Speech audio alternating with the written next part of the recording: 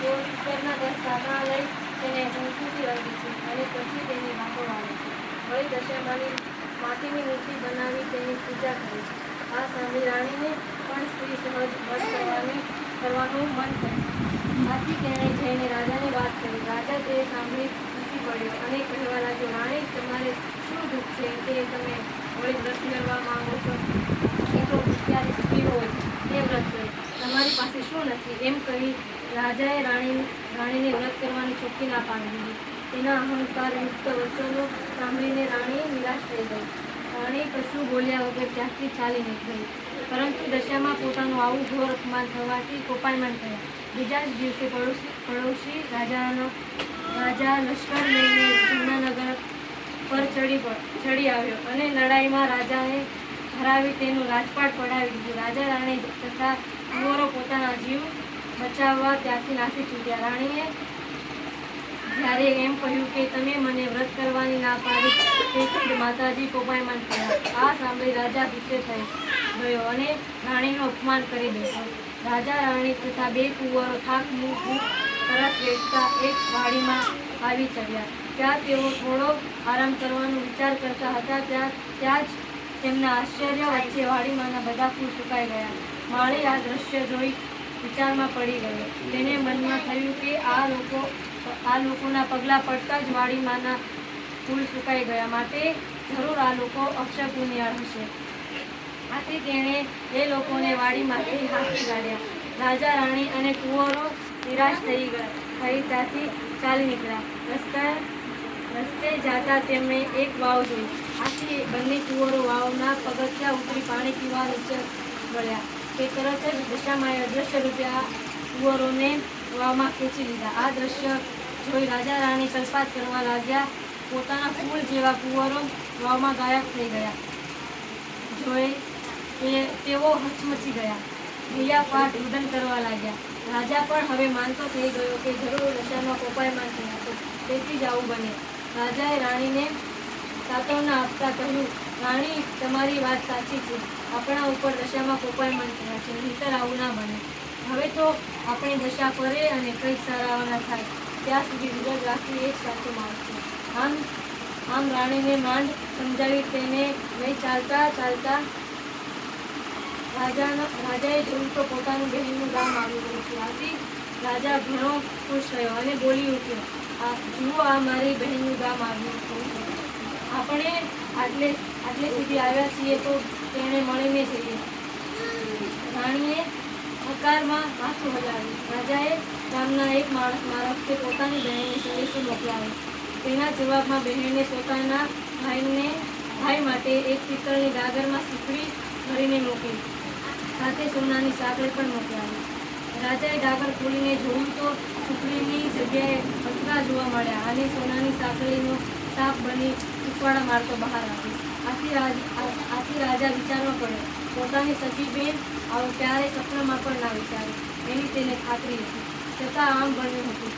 એટલે રાજાને થયું કે નક્કી દશામાં કોપાયમાન કોપને લીધે જ આવું બન્યું હોવું જોઈએ. એમ વિચારી તેણે ગાગરને ત્યાં જ ભોંયમાં દાટી દીધી અને ત્યાંથી તેઓ ચાલી નીકળ્યા. આગળ જતાં એક નદી આવી. ત્યાં કિનારે ચીબડા ઉગી નીકળ્યા હતા. રાણીએ ત્યાં રખેવાળી કરતા રખેવાળને એક ચીબડું આપવા વિનંતી કરી. આથી તેણે એક ચીબડું રાણીને આપ્યું. રાણીએ એ ચીબડાને પોતાના કાલના છેડેથી ઢાંકી દીધું. મનમાં ક્યાં કૂવા કાંઠે નિરાતે બેસીને ખાઈશું એમ વિચારી રાજા રાણી ચાલ્યા ગયા. તેઓ થોડેક દૂર ગયા હશે ત્યાં તેમણે પાછળ શત્રુ રાજાના સિપાહીઓ આવી પહોંચ્યા અને રાણીના કાલા કંઈક સંતાડેલું જોઈ તેમને ઊભા રાખ્યા. તપાસ કરવા ખબર પડી કે આ તો નાસી ગયેલા કુંવરનું માથું છે. દશામાના કોપને લીધે ચીબડું કુંવરનું માથું બની ગયું. આથી સિપાહીઓએ તેમને બંનેને દોરડેથી બાંધી રાજ દરબારમાં હાજર કર્યો. રાજાએ એ બંનેને તત્કાલ જેલમાં પૂરી દીધા. રાજા રાણી ઉપરા ચાપરી બનતા બનાવો જોઈને મનમાં ખાતરી થઈ કે દશામાં ખૂબ જ કોપાયમાન થઈ ગયા છે. હવે તેમને વ્રત નિયમ કરી રીઝવવા જ પડશે. ત્યારથી જ રાણીએ 10 દિવસ સુધી નકોરડા ઉપવાસ કરી માની આરાધના કરી. માને કરીને ખૂબ કાલાવાલા થયા. રાણીને અન્ય ભક્તિ જોઈ દશામાં ખુશ થયા અને રાણીને સાંત્વના આપી કે સૌ સારાવાના થશે. ત્યારબાદ એ જ રીતે તેમણે શત્રુ રાજાને સ્વપ્નમાં દર્શન આપી કહ્યું, હે રાજા, તે પહેલાં નિર્દોષ દંપતીને વગર વાંકે કેદમાં પૂરી રાખ્યા છે, તો તેમને સવાર પડતા તું છોડી દેજે. તારો દીકરો જે વિષયને મોસાળ ચાલ્યો ગયો છે તે કાલે પાછો આવી જશે. બીજા જ દિવસે રાજાએ જોયું તો પોતાનો દીકરો કેમ પાછો આવી પહોંચ્યો હતો. આથી તેણે જાતે જઈને પહેલા રાજા રાણીને જેલમાંથી મુક્ત કર્યા અને તેમને ખૂબ માનપાન આપી વિદાય કર્યા. રાજા રાણી દશામાના પુણ્ય પ્રતાપે ત્યાંથી છૂટી ખુશ થયા. ત્યાં ચાલી નીકળ્યા અને થોડા વખતમાં તેમની બહેનનું ગામને પાદરે આવી પહોંચ્યા. ત્યાં તેમને પહેલી ગાગર યાદ આવી. એ ગાગર ખાડો ખોદી બહાર કાઢી. તેને ખોલીને જોયું તો તેમાં સુખડી હતી અને સોનાની સાંકળી પણ હતી.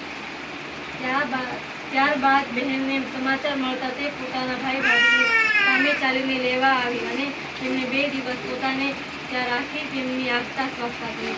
એ પછી રાજા રાણી બહેનની વિદાય લઈ ચાલતા તેની વાવ પાસે આવી પહોંચ્યા. ત્યાં તેમને જોયું તો દશામાં ખુદ વૃદ્ધાનું રૂપ ધારણ કરી બંને કુંવરોને લઈને ઊભા હતા. તેમણે રાજા રાણીને એક કુંવરો સોંપી દીધો. રાજા રાણીએ તેમણે પૂછ્યું કે આ કુંવરો તમને ક્યાંથી મળ્યા? ત્યાં તેને પ્રત્યુત્તમ તેમને દર્શન આપ્યા દીધા અને હે રાજન, તારી રાણી ખૂબ જ ધાર્મિક વૃત્તિની છે. તેની વૃત્તિથી હું ખૂબ જ પ્રસન્ન થઈ છું અને તું ખૂબ જ સુખી થઈશ. હવેથી તું મારું વ્રત કરતા કોઈને અટકાવતો નહીં. મારો મહિમા વધારવાની કોશિશ કરજે. આથી હું સદૈવ તારી પ્રત્યે રહીશ. રાજાએ દશામાના ચરણોમાં આળોતા કહ્યું, માં, તમારો મહિમા અપરંપાર છે. તમે દયાધીન છો, પણ તમારી કસોટીમાંથી પાર ઉતરવું સામાન્ય માણસ માટે મુશ્કેલ છે. માટે કૃપા કરીને કોઈના ઉપર તમે પ્રોપાયમાન થશો નહીં. માણસ માત્ર પર રહેમ જ રાખજો. બસ હું તમારી પાસેથી આટલું જ માગું છું. રાજન, જે કોઈ મારું વ્રત ભક્તિપૂર્વક કરશે એની હું કદી નહીં લડું અને મારું વ્રત કરતા જે અટકાવશે એને હું કદી નહીં છોડું. એટલું બોલી દશામાં અદૃશ્ય થઈ ગયા. ત્યાર પછી રાજાને પોતાનું ગયેલું રાજપાટ પાછું મળ્યું. તેને પોતાના રાજ્યમાં દશામાનું મોટું મંદિર બનાવ્યું અને નગરજનોમાં જય દશામાં જેવા રાજા રાણીને ફળાય અવસરની જય